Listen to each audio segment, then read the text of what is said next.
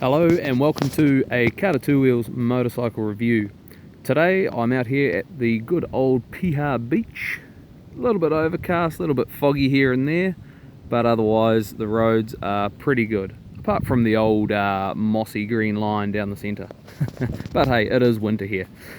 First things first, run over a couple of specs on this motorcycle. This is a 2015, but I believe they came out somewhere back around 2006, 2007. This bike weighs in at about 180 kilograms, about 173 wet, dry. So wet weight would be somewhere up around the mid 180s. It makes 48 brake horsepower and 58 or 56 Newton meters of torque. So as you can imagine, from a 660cc single, it's a very punchy engine indeed. The one biggest factor I can say about this motorcycle is, regardless of your riding style, if you're out for a short little blat, you're going to get off this bike with a smile on your face. I've ridden many motorcycles over the years, 1000cc super sports, little 250s, commuters, cruisers, you name it, and every time I ride this I am smiling. It is a very fun bike indeed. As you can see, the only thing I've done, put a nice little relatively straight through pipe on there. Lets the motor breathe quite well, sounds really good.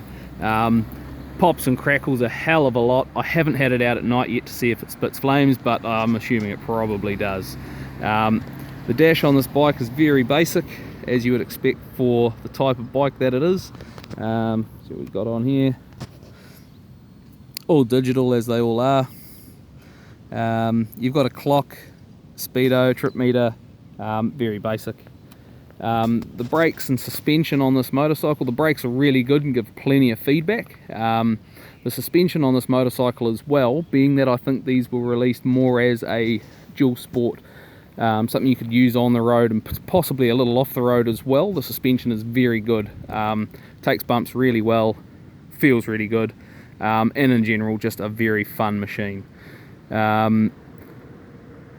Depending on your purchasing, what you want this motorcycle for, I would suggest someone who's looking at a bit of city commuting and a little bit of country weekend rides, things like that. If you're looking at buying a bike to go long distance, top of the island to the bottom of the island sort of deal, I would suggest buying probably a twin. These are a big 660cc single, and by the time you get up over 100k, they are starting to rev a bit. Keeping in mind this bike is learner legal.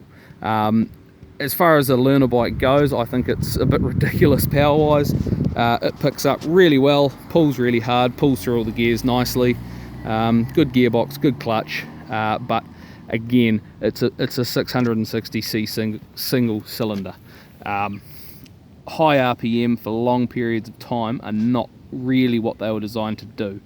The factory tyres these are fitted with, I don't know a hell of a lot about them. From what I know, they warm up fairly quickly, they feel really good on the road. Something you could use on and off the road a little bit. They are quite a treaded tyre, but yeah, very very nice feel from them. I'm quite confident in both wet and dry scenarios. Comfort level's pretty good, bars are really big and wide, give you good manoeuvring ability on and off the road, but you can really tell that this bike is aimed more as a dual purpose than just strictly a road bike. Any questions you got on this, feel free to hit me up, I'll answer them when I can.